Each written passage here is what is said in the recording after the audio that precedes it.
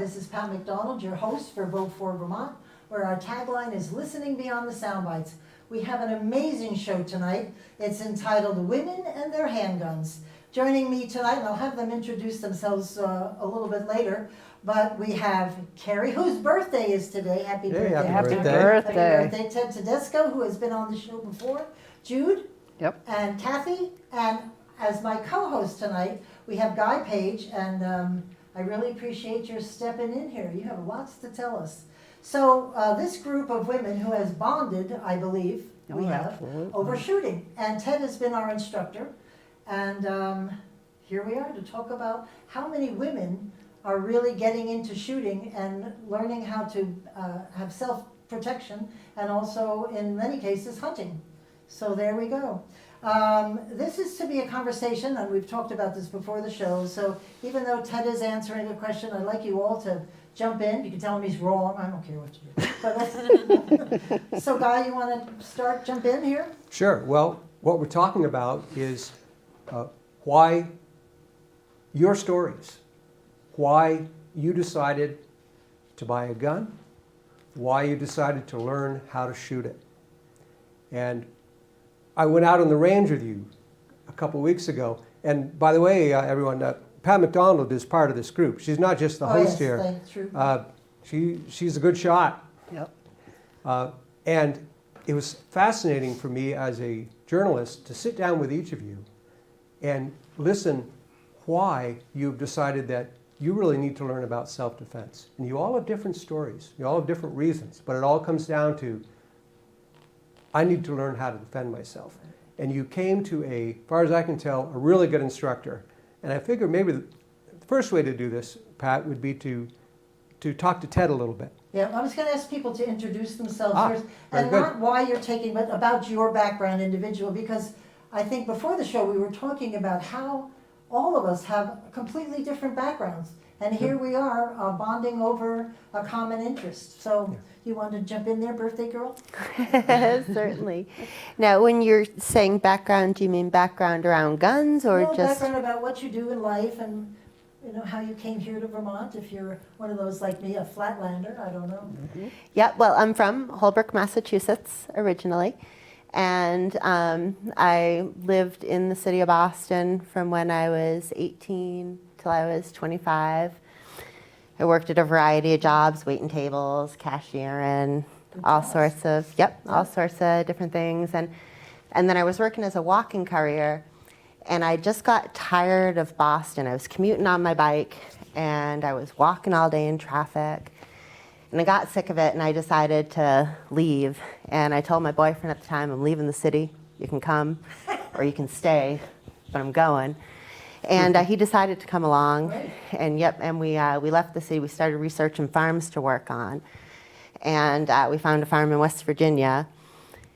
And short story long, things didn't go right at that farm, but it was in general a great experience, and I knew I wanted to get involved in agriculture. And so I started probably about 5 years of working on organic farms in the summers and ski resorts in the winters. Wow. I traveled around. I lived in New York, Pennsylvania, Maine, South Carolina, Florida, New York, Colorado, California, and some that are probably not coming to mind. And I was in Colorado before I came here, living up at about 9,500 feet in the Fraser Valley, and I wanted to come back to where lilacs grow. And I wanted longer, warmer summers, so I chose the Northeast Kingdom of Vermont. Really? That longer summer thing, I don't know about that. And yet it's true. We should talk. Yep, it snowed up there well into June, Yeah, and it sure. started again in September. And of the 8 years I was up there, it snowed in July, 4th But of you July, love us, 3 right? times. You love us. You love it Yes, here. I love it here. Yeah. So I came here, and I was working housekeeping here, eventually working up in the valley up there. I ended up in housekeeping because it's one of the most stable jobs you can Right. have up there, where you're not always bounced on unemployment. Right. And moved from, I was standing on top of Skyscraper Glacier, which is one of the most beautiful and frightening places I've ever stood, about to drop in for a run in August. And I got the phone call that I had a job up at Stone Mountain Resort, Great. housekeeper supervising.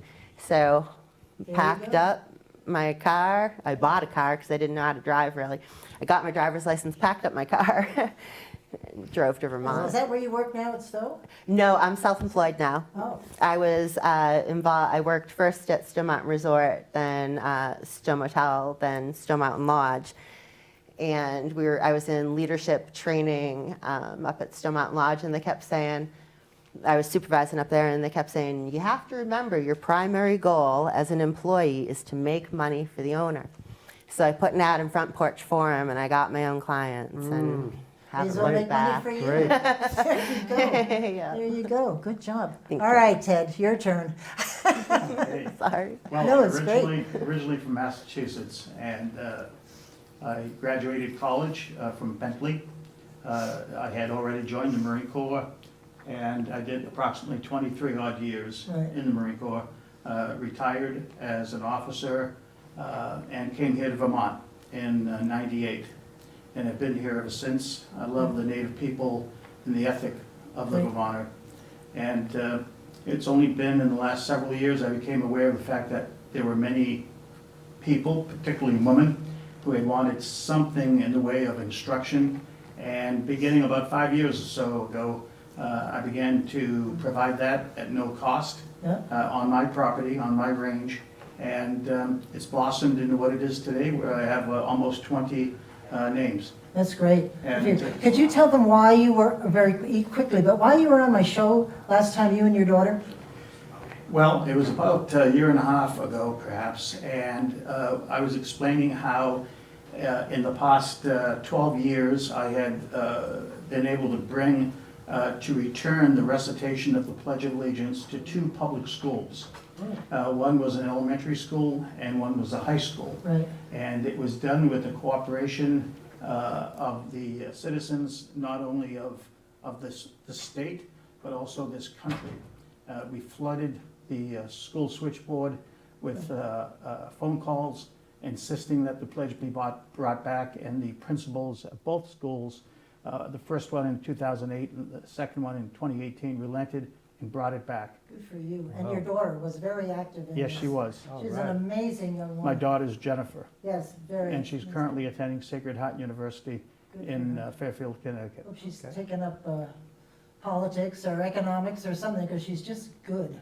Thank you very She's much. great. We really appreciate her being on the show. Jude, I'm a Flatlander there originally, you go. born in That's Chicago. 3 of us so far. Yeah. 4 of us. Born in Chicago, raised in Indiana, and 9 years ago I got sick of the city and all the craziness and rude people, and that's where I was the victim of the violent crime, and I thought, I'm leaving. I had originally looked up in the UP of Michigan, but a friend of mine said, why don't you come with me? He was working for a company and would tow travel trailers to different dealers Oh, around. nice. So he had retired from the steel mill and Yeah. was doing that in his retirement. He said, come ride with me. I'm going up to Vermont. I think you'll like it. Oh my God, I fell in love immediately. So that was back in the early 2000s, and I kept traveling up here whenever I could. And then in 2009, I had started working in the printing, or prior to that, I had started working in the printing industry. And then in 2009, I lost my job because of the economy. And I took it to my advantage. I went to the company that he was working for, driving and pulling travel trailers, and I got in the drivable division, and I drove motorhomes and school buses, post office trucks and stuff like that, and would deliver them across the USA, but I would get loads up this way. So I would come up this way, he would get a load this way, and then we would come up and look for land. And it took me probably 5 years to finally found a piece of land, and I moved up here, and I've retired, and I'm the happiest I've ever been in my life. So, That's great. yeah. Good for you. Oh, wow. I like that. My husband does that, works for car dealers. Okay. And drives all over the Yeah. place, and because he's the only one that has a CDL, so they'll send him to pick up some of the bigger rigs. But Right. anyway, Kathy. Yay! Hey, there she is. So I'm a full-time musician. I have voice and piano students, mostly piano, and I perform on weekends up at the Trout Family Lodge Right, and church gigs. good job. So And it at all- polo matches. And We were Oh, at I a sang polo the- match I this sang the- Sunday. yeah, She sang the the Star anthem. Spangled. I was actually crying. I don't know if you Oh, noticed that. well, I you was. no, It I was have my back beautiful. too. You actually hit those. You know when those people try to hit those high Yeah, notes. it's you're like, not an make easy it, song make to it, pull but off. She made it. Didn't even wow. bat an eye. It was great. Wow. Yeah. Great. Good for you. Yeah. So I didn't mean to interrupt. Go ahead. No, that's fine. Yeah, so I've been able to really pull things together here in Vermont. My kids are gone now. I moved here 27 years ago Great. from New York City. I Great. was performing full time at that time. Well, we're down glad there. that you made this your home. I know. That's cool. I know. Yeah. Guy. Well, both sides of my family were here before the revolution. Oh, sure. They were. One of them was a Green Mountain Boy. Ah. But not that that really matters. I've always thought that the real Vermonter is someone who wants to raise their kids here because where your heart is, that's where your treasure is. That's right. You know? There's actually been a discussion at the State House of late is what is the definition of a Vermonter? Yeah.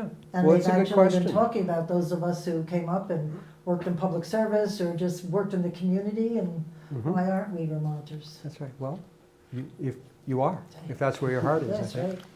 right. So I'm also a reporter, which is how I got to meet all you. I knew Pat, and she had mentioned, hey, I'm doing this shooting and women's shooting, and this is a subject that's interested me for a long time, seems to me there's a real groundswell in women who've decided that they want to learn how to shoot. And I thought, I'm going to have a chance to sit down in their environment and just talk and listen about why they really, what's their story. And it worked out great. Each of you, I thought, had a terrific story. Is now a good time, Pat, just to Yeah, sure, ask that please, question? go right ahead. Then we're going to start with you. Okay. So let me ask you, it's something to do with that rally on the 25th, but what happened there? Well, first I have to say my whole family is law enforcement or military. I mean, I've just brought up, I was watching Victory at Sea every Sunday at my Uncle Aldo's house, and you better show up. I actually brought the videos for those of you who are not as old as I am.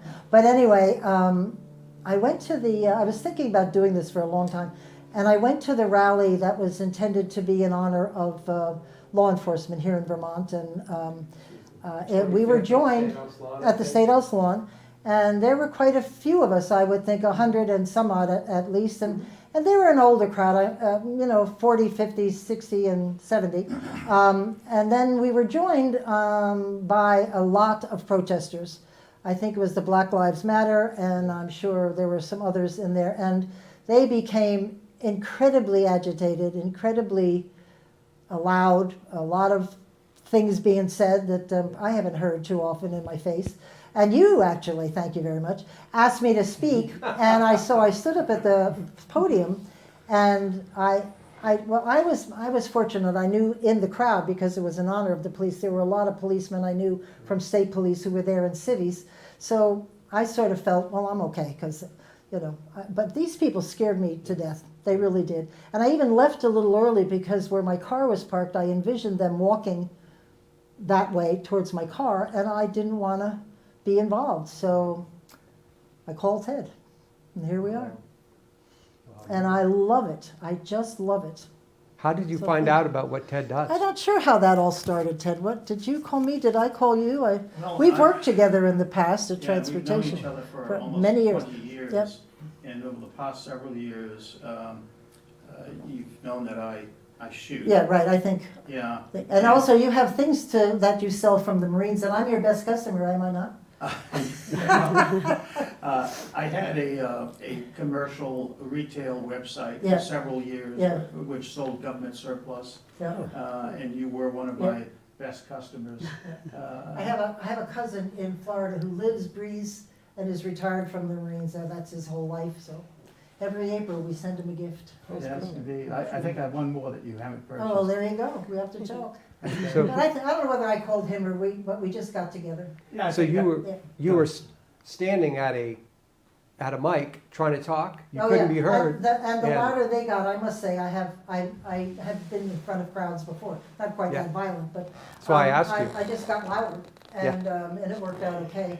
But I was thinking about if Yeah. something was thrown at me, what would I do? And Right. how do you get out? And, you know, I was aware of my surroundings, so I knew how to leave if something happened.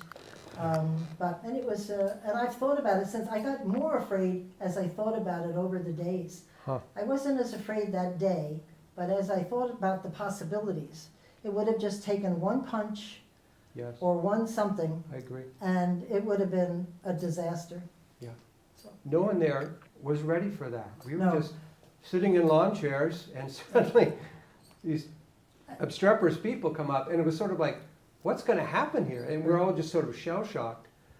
And yes, I agree. There was a high amount of just fear and concern Right, about yeah. what was going to happen. Yeah. And I Carrie, don't think the, I'm sorry to meet you, but I don't think the State House or buildings, because I talked to them, I don't think, they kept saying, but that's not the Vermont way. I said, it's not anymore. no, You better be ready for this, because it's here. Yeah. Look what's happening in Montpelier, no, Burlington. It's been- Battery Park Yeah, Battery Park. is getting overrun with these people. Yep, 24/7, they said they're gonna be there. And they're attacking the police station there all the time. Yeah, Mm. so I Wow. think we have to nip it in the bud day one Yeah. and stop it, but they don't. yeah. I don't know, but anyway. Carrie, I loved your story, which, the part I remember anyway, starts out in a field in a tent with your dog. Oh, yeah. And can you walk us through that? Absolutely. My dog Heidi, who has passed, she lived to be 16, and the last couple years of her life, she had got to be incontinent, and she couldn't handle stairs, and she was messy, and she was difficult, and she needed her privacy, and she needed no stairs. So we had a difficult place finding a place to live, and so we ended up renting a field. And I had a tent, and I actually had a camper too, Cool. and solar panels. It was a bit of a glamping experience, but we slept in the tent because she couldn't even really hardly get in and out of the camper. The tent was just perfect for her, easy cleaning and easy in and out. And so we attracted the attention of a pack of coyotes who Excellent. Yes, you know, I had her, I had a couple of garbage cans there. I had her diapers. We used reusable, washable diapers, so I had them soaking. And then I had, you know, the garbage can with all of her incontinence pads in it. And Oh, the poor you thing. could tell that there was an ill elderly, you know, creature living here. And it got to where they were moving in closer and closer. And one night they were right around the tent, and they were barking and they were yipping. Oh my God. And I was really scared. And after that, I brought my cast iron pan out, and I went the next night. And or the next day, I mean, and I bought a shotgun. Good for I went you. to Right Way in Hardwick and said, what's the best shotgun I can buy for this sort of situation? I don't have good aim. I need something very simple. But if I'm attacked in the night by coyotes, I need to be able to. That's great. Have more than my cast iron The noise could hopefully do it for you. Exactly. Yeah, we have coyotes too in our backyard, love it. Yeah, and when you're right in a tent, they were Oh, right outside. Yeah. It At was night when it's dark and all you hear are those things, scare the heck out of you. So what'd you get? So I got a Mossgrove Shockwave 410 tactical shotgun. Wow. And the coyotes disappeared like by magic. I swear after that night, as soon as I bought the thing, Well, your demeanor more. probably changed. It's like, Yeah. make my day. and Hyde and I did find a place, and we moved in, and then I had been reading about the fact that housekeepers, which Oh. I'm a self-employed house cleaner, and that it's actually a pretty high group of people who are targeted for crime. Right, Because if you're the type of person who's looking for a crime to commit, you know, there are houses, typically in nice areas, that are left unlocked right. and vacant for me to be alone in. So, kind of on a regular schedule. Oh. So it sort of invites the I would do potential. what you did. So I decided to buy a handgun that I could carry with me. And then I realized I have, what am I going to do with this handgun? I really don't know how to use it. And Jude also had a handgun, and she came over. I live in a place with enough land that we were able to put up a target and Okay. try some shooting, and both of our guns just misfired instantly. And we were Then Ted. so yeah, Ted and I were Who's Ted? Facebook friends, and I posted on Facebook saying, does anybody know of a local class that teaches gun safety and shooting, because I've had all these misfires.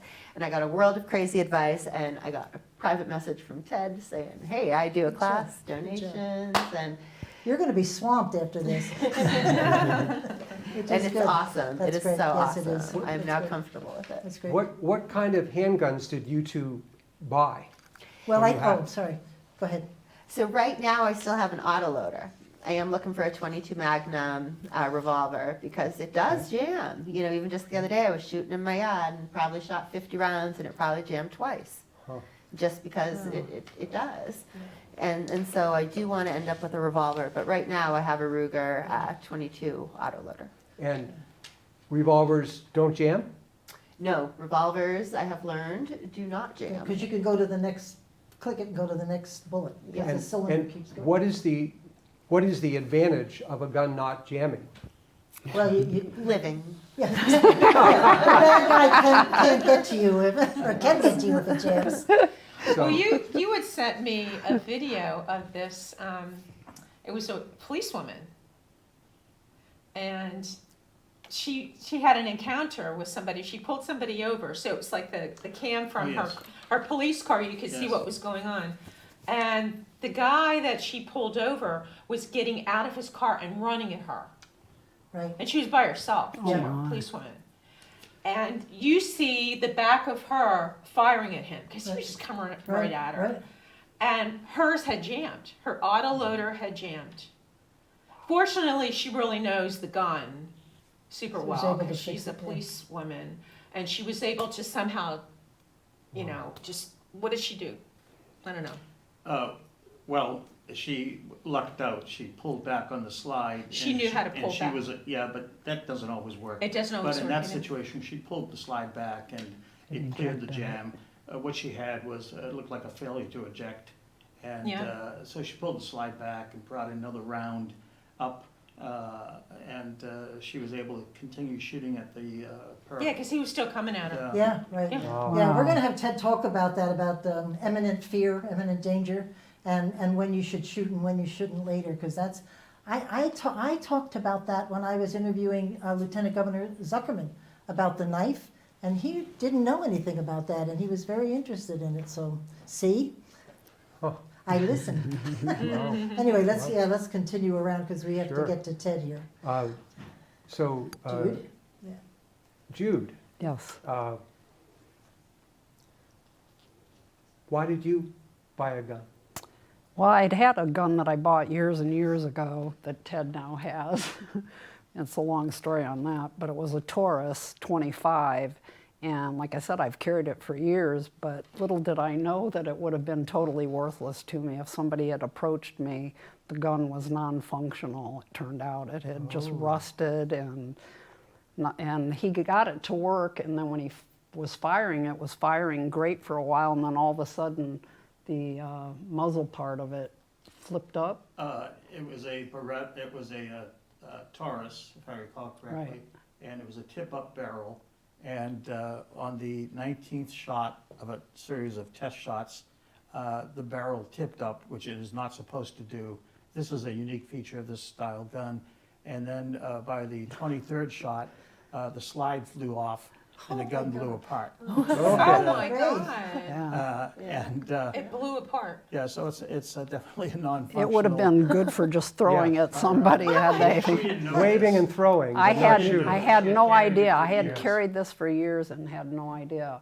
But prior to that, I had gone and bought the same thing that Carrie has, a Ruger. And I was having, my hands aren't real strong, so I was having a hard time with pulling the lever to pull the thing back and to lock it. So Ted was the one that suggested that I look for a 22 Magnum, which was very difficult to find. And bless his heart, he made the phone calls to multiple dealers and found one up north in somewhere, Irisburg. Irisburg. Ooh. And we drove up there a few weeks ago and I purchased it. And I love the gun. The only problem with this gun though is my fingers again are weak and this trigger has a 15-pound pull.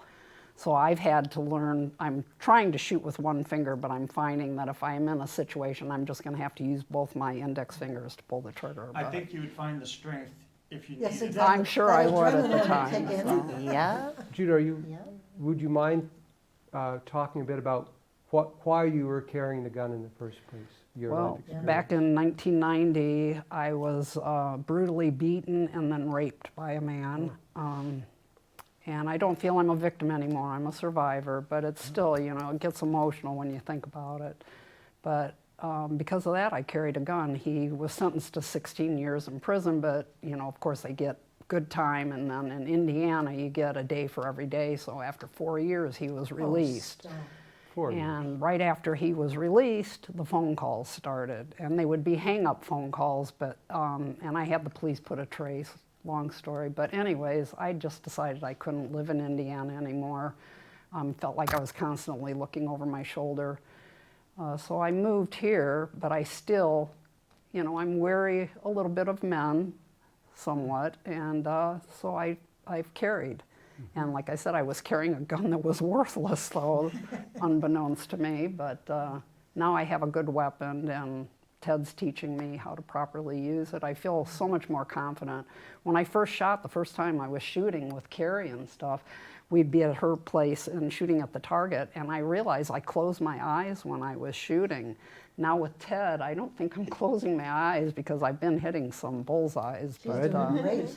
yeah. You did great last time. Yeah. She really does, yeah. And then I also bought a rifle since then, and Ted and Carrie and I went out and shot those the other day, and I absolutely love my rifle, though. I have so much fun with that thing. I don't know why, but What that's kind not is it? something I'll carry.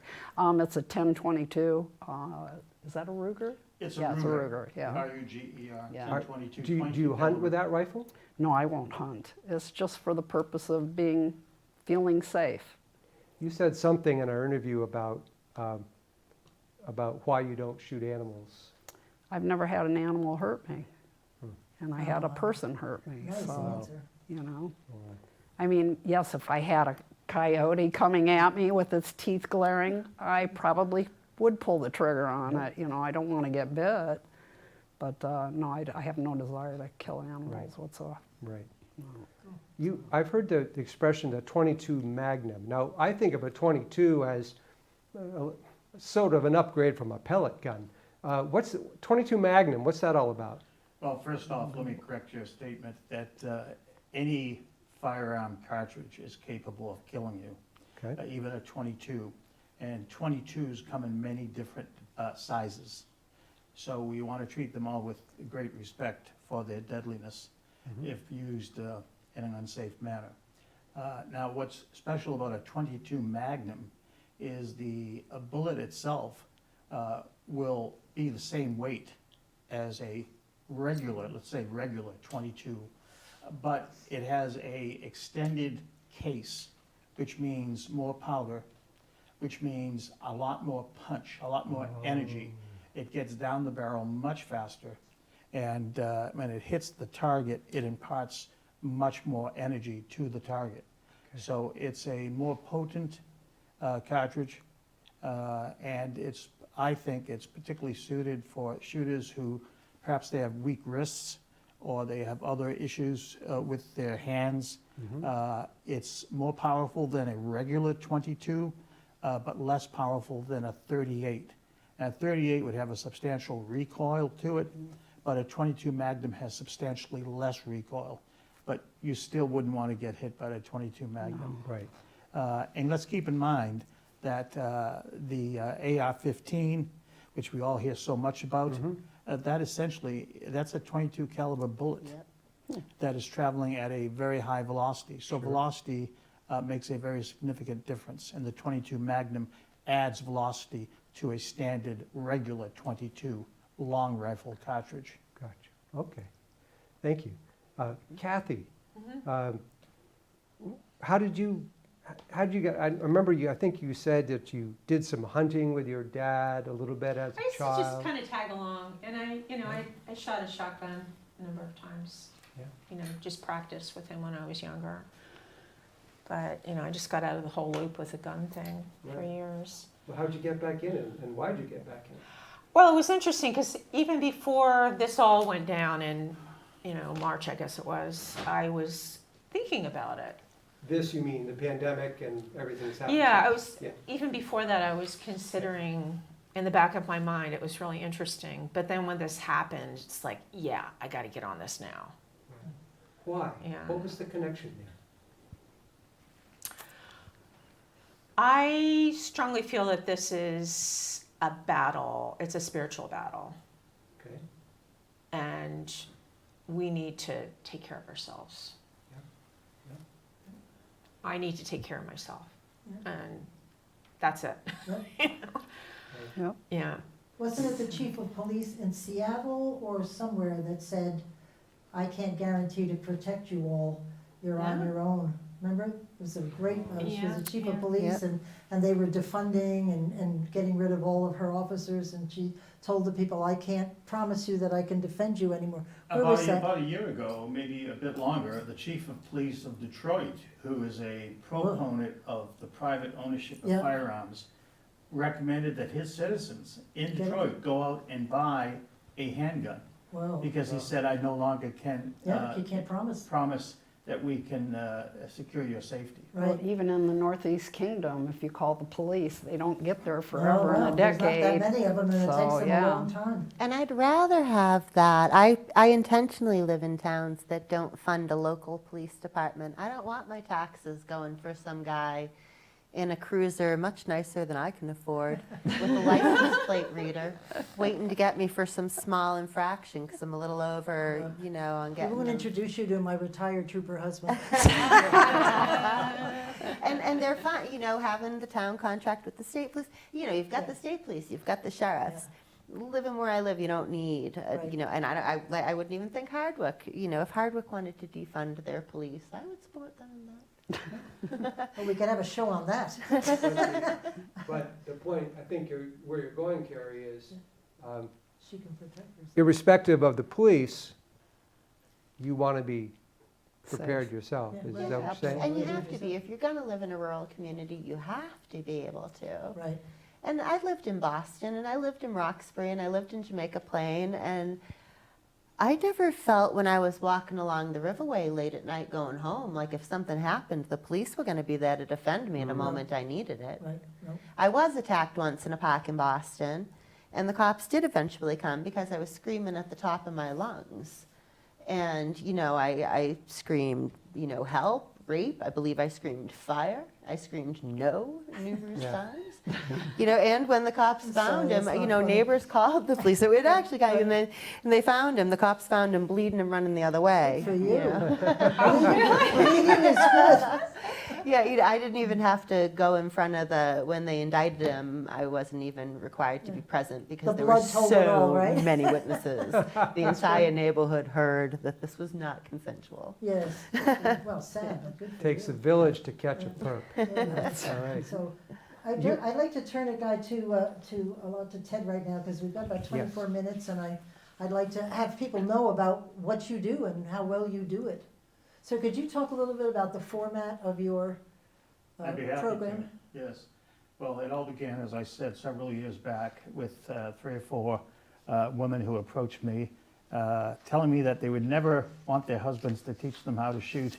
And, I was one of them, was I not? Love you dearly, dear. and no, not that time, you weren't. But this was some years back. And so it slowly grew. 3 or 4 this year, 5 the next year. And then this year, of course, the dynamic changed totally.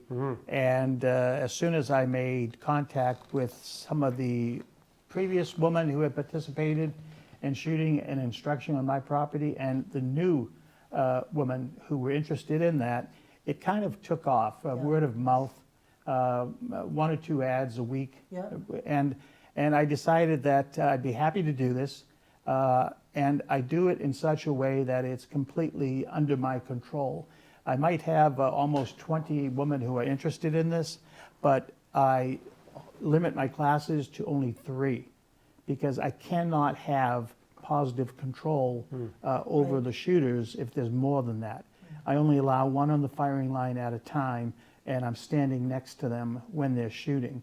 Now, before we even get to that point, though, where we're doing live fire, we do a period of instruction, which is done inside in a relaxed environment. Right.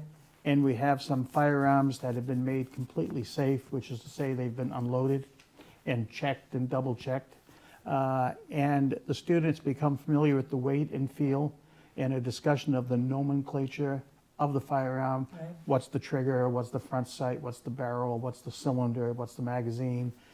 And we do some dry firing, again, without ammunition, we're inside. And they get the feel of the trigger, the pull that it takes, the weight of the firearm. And we talk about safety, which is to say always knowing where that thing is pointing. I say to them that the firearm, even though you have just unloaded it, you need to treat as if it is loaded.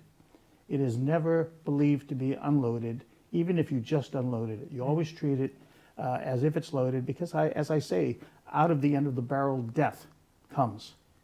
And shooting is a wonderful pastime.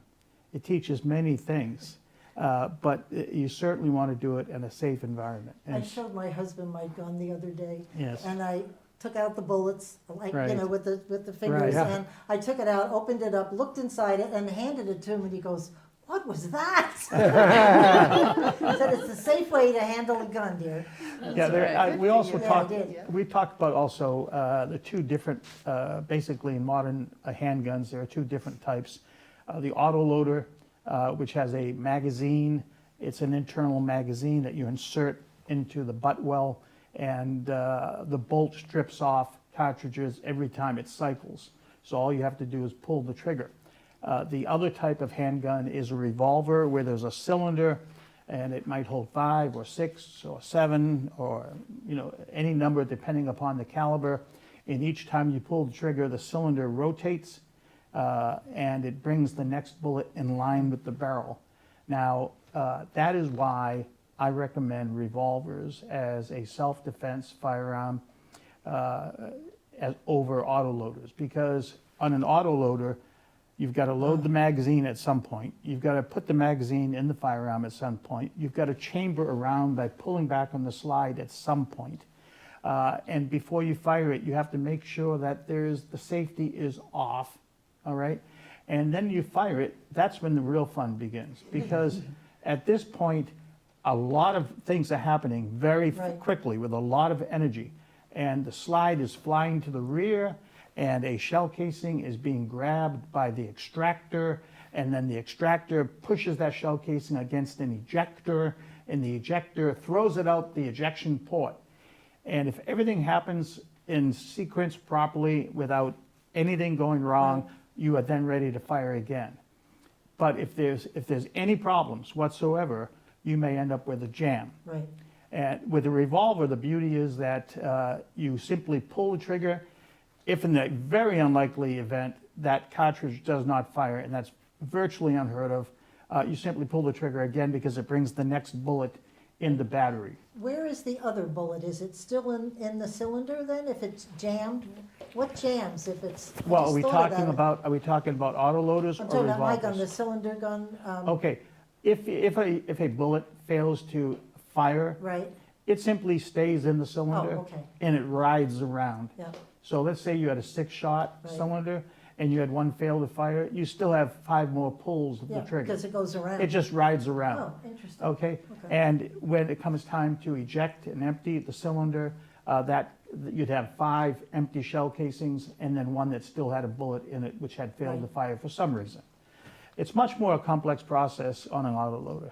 Yeah. And so we emphasize safety, but we also emphasize that you want something that is near 100% reliable. Right. Because in those moments of stress, and you are not going to be prepared to to perform some immediate action to clear a Right. jam in an autoloader. You need something that you simply have to pull the trigger a second time. Right.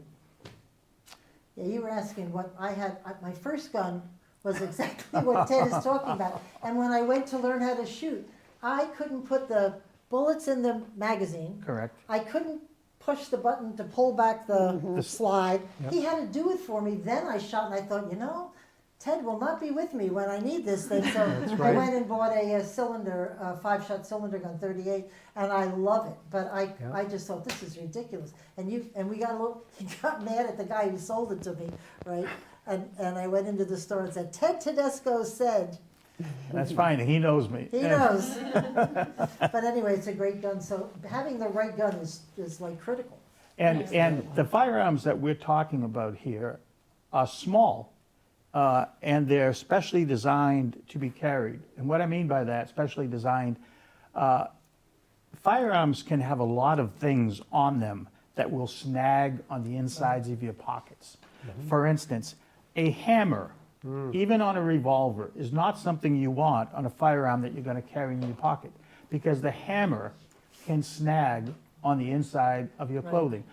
Even the rear sight, if you have an adjustable rear sight, that thing sticks up, and that could snag. Additionally, these firearms that are designed to be carry concealed, and we're not talking about inexpensive firearms, we're talking about stuff that's between $400 and $650. So they're relatively lightweight. With a full load of cartridges, perhaps a pound, or maybe a couple of ounces over a pound. And if with the proper pocket holster, which is nothing but a little pouch that it can be carried Right. in to protect it, you'll forget that you even have it in your pocket or your purse after a few days of Right. carrying it. Right. And all of this is legal in Vermont. Yes, it is. Hiding the gun, that's not the right word. Concealed Thank you. carry. Concealed carry. Concealed carry. Concealed carry Concealed. and open carry are Yeah. both legal in the state of Vermont.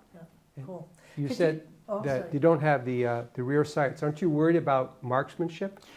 No, because first off, even these smaller firearms that are designed for concealed carry have a rudimentary rear sight. What they have is a groove Oh, I see. that is machined into the top strap, that part that's at the top of the firearm.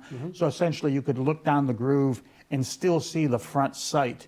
But at the distances that we're talking about, and I think this might be where you're going, at the distances that we're talking about, across the bedroom perhaps, Right? 7 feet maybe, Right. if that, aiming is not really necessary. It's more or less a point and shoot situation, Right. particularly, let's say, at 2 o'clock in the morning in low light conditions. And again, you're fearful, and you wake up and somebody's standing there and it's under the pillow, and Right. you're able to defend yourself. Can you talk about imminent danger, imminent harm, and when? Because, like you were saying, when a guy's leaving with the TV, it's not the time to shoot, because who cares about a TV? That's right, Right. yeah. I would recommend that people understand that it's a great responsibility that you have when you carry a firearm, even though it's quite legal to do so. And you cannot promiscuously decide that someone deserves to be shot. A certain criteria has to be met, and that criteria is that assailant or that person in your bedroom you believe is there to do you grievous bodily harm, perhaps to murder or rape you. And then you'd be justified in the application of deadly force. If, on the other hand, you encountered the guy going out your front door carrying your TV, I would recommend you don't shoot him. Right. Because you're likely to be prosecuted yourself. Because what was the imminent threat to you? Right.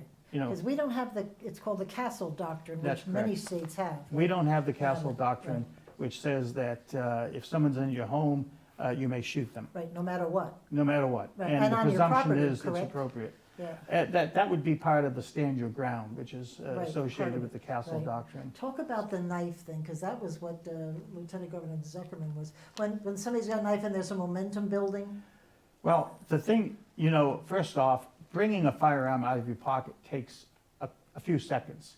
And it takes longer if you have it in, let's say, a carry pouch right. around your waist. Because you've got to break the Velcro or unzip the zipper. So you would be amazed how quickly somebody can cover, let's say, a great deal of distance Yeah. while you're fumbling to bring out your defensive instrument. Right, Now, if an attack begins, let's say someone begins the attack and he's armed with a knife, and let's say he's 5 yards away, and even if you have the gun in your hand and you shoot him because he's like this, he's Right. gonna put that, he's expressed the intent to kill you, and he's gonna put that knife in you. Even if you shoot him, he's so close to you that before he would fall over dead, he has the momentum to carry that attack to you. right, So he's a dead man running at you that you've shot, but he's still able to plunge that knife in you. And then perhaps you're dead also.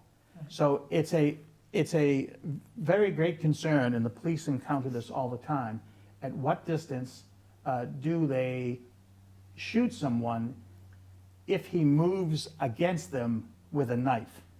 Because they're concerned about going home, and they want to make sure that the attacker is not able to carry the attack to them, even though they've shot him effectively dead. He's a dead man running at you, but nonetheless, he gets you.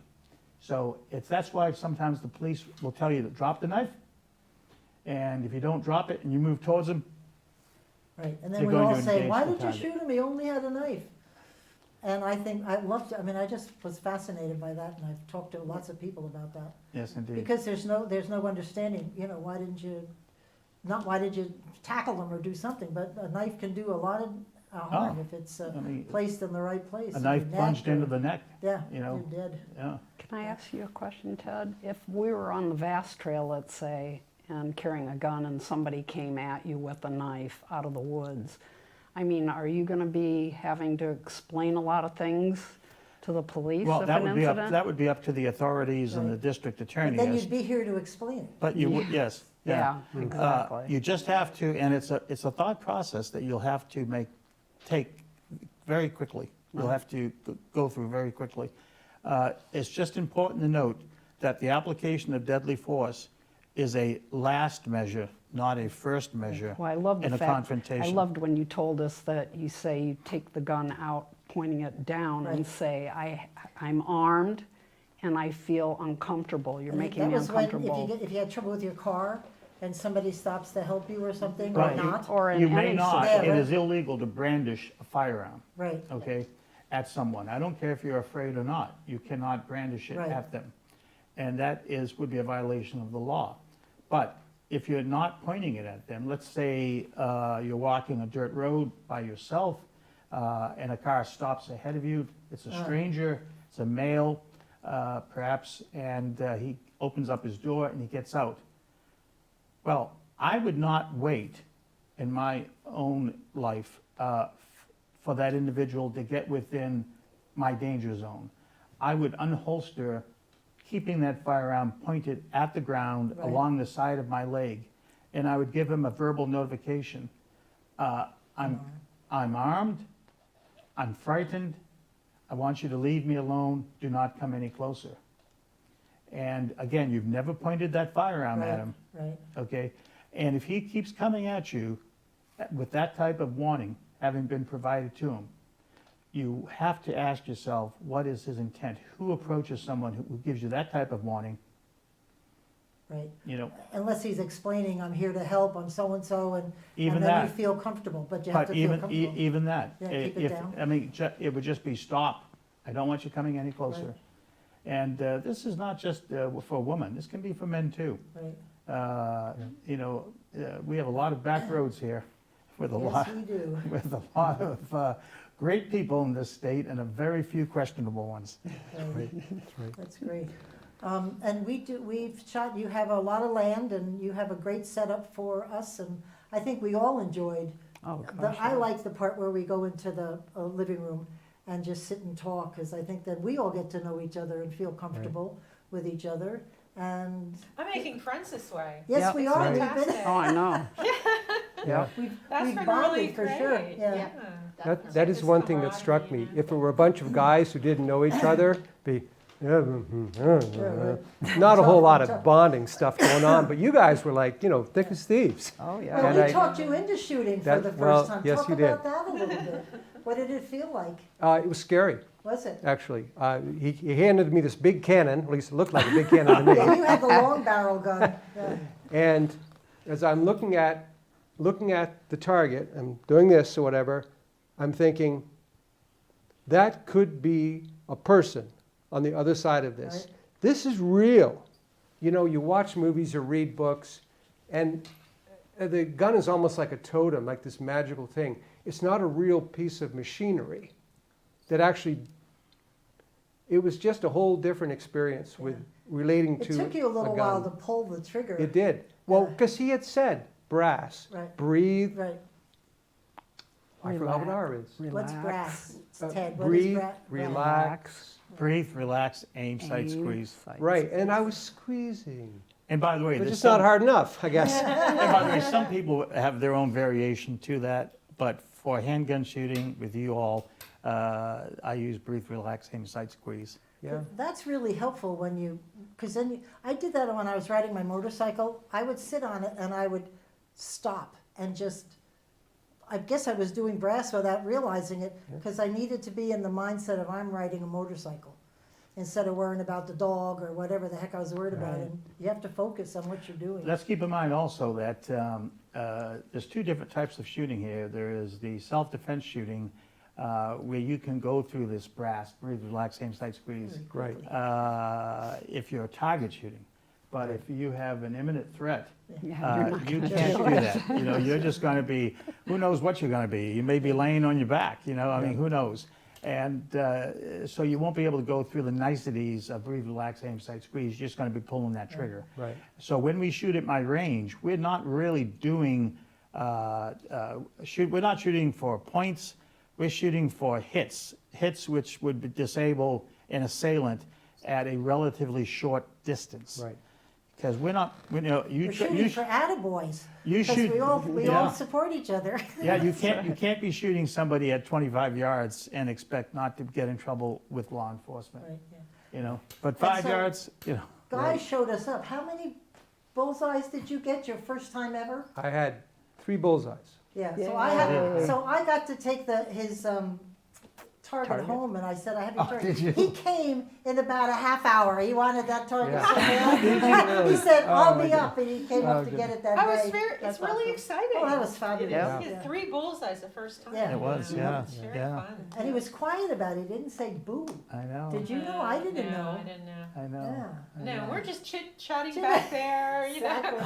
It was Well, I like a didn't really very- know it was any big deal. I mean, it was 5 yards It is away. to some I of mean, us. But I didn't know. I didn't know what to compare it to. Yeah. But I do know I was so focused, so aiming you on that were. first shot. It was not someone just walking into my bedroom. It was I'm on a range. So I was thinking that mindset. But I'm realizing that these are 2 very different kinds of shooting. And what the valuable one is the picking up the gun and hitting center mass, Yeah. because you have to. Which raises, Pat, do we have any more time? Or? We've got 4 minutes, so Okay. we're good. One of the ladies who is not here right now said, I've heard some of my women friends say, I couldn't shoot to kill even if my child's life was Oof. threatened. And she said, well, I would kill to save my child's life, but can't we just shoot him in the butt or something? And I wonder, ladies, if you've sort of asked yourself that question, okay, you're in your bedroom and a stranger, and you know it's malevolent intent, is coming towards you, and you've got your gun in the hand, can you pull the trigger? Well, I grew up with my husband's, well, I grew up with him when I married him. My anniversary's today, everybody, Happy 26 years. 26, Hold on. congratulations. The state troopers and all the police, if you shoot to kill. Yeah. And you don't know, where you shoot in the leg, there's major arteries. There's no safe place to shoot, especially Right. if somebody's running at you, right? Right. You just Yep. shoot to harm or injure or kill. Well, that's it. Just Why shoot. do I have a shotgun so that I can shoot and I'll likely hit something? Something, right, exactly. But That'll do you think scare 'em you'll have off a- anyway. Scare 'em When it off. comes down to it, will you That's have a good hard time pulling the trigger? No, I No, don't think No. so. not a Okay. bit. No. It's like somebody's violated my boundaries big time. Yeah, right. No, Yeah. No, I would Yeah. not hesitate. Okay. yeah, I had somebody approach my daughter in a Price Chopper, it was down in Jersey, it wasn't Price Chopper. But I got this adrenaline going. I scared this guy off. I was gonna kill him because he was obviously making, see if my daughter was alone, didn't realize mom Oh, was down, boy. I was always watching her. And afterwards I thought, where did that come from? I was like, don't touch my daughter, I'll kill you. Yeah. So there you go. So if I had a gun, that would have been it. Good thing you didn't. Don't you feel that? I mean, seriously, if somebody had interfered in your home with your wife or yourself, wouldn't you do it? Oh, I think if, that is an interesting distinction, especially as a guy. And I had this illusion that I can handle myself. I don't think I can. But I think that if another guy came at me physically, I would have a half-decent chance of fending him off. If he went after my wife and I had a gun, well, that's easy. Yeah, right, Yeah. exactly. Yeah, that is a different thing. Yeah, my dog, my livestock, my friends, my family, I would absolutely Oh, defend. for sure.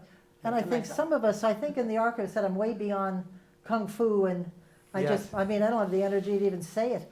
You know, how would I learn that at my age? I'm sure somebody's gonna say their techniques, but I'm too old for that. You know? Yeah. The gun is the great equalizer, right? What's the Samuel Colt quote? Well, it was used in an advertising campaign for Colt firearms back in, I think, the 19th century. And it went something like, God created man, but Samuel Colt made them equal. Exactly, perfect. Ted, really quickly, tell people what your phone number is and how to get in touch with you. And there are other places that they can choose as well, but we're certainly here recommending Ted. Thank you. It's, my phone number is 802-793-1993, or you can send an email directly to me, Tedesco, that's all one word, TEDTEDESCO@AOL.com. Now, this is a no-cost activity, and so you need to bring your own firearm, your own ammunition. Ammunition is getting more and more difficult to find. We're experiencing an ammunition shortage right now. But let me know if you'd like to take the class. I have to schedule it because I only allow 3 at a time. Right. And I'm doing about 2 a week, sometimes 3. That's great, good for you. I enjoy teaching it. I enjoy Well, very much. We enjoy having you teach us. Guy, tell us really Absolutely. quickly, Guy's done an article about this group and a lot Oh, of sure. stuff that we're talking about You can tonight. go to www.vermontdailychronicle.com and you can read all about these ladies' stories, Ted's story, and plenty more information too. But it's free subscription to Vermont Daily Chronicle. Encourage you all to Yep. sign You up. can sign up and get it. It's well-written, and I can actually understand it without reading it more than once, so that's a good thing. Anyway, I thank you all for joining us. Thank you. I think this was a great show. Everybody participated, which is good. We also have our stories. I thank you for tuning in, and we'll see you next week. And in the meantime, keep listening beyond the signboards, and remember, #StayFree.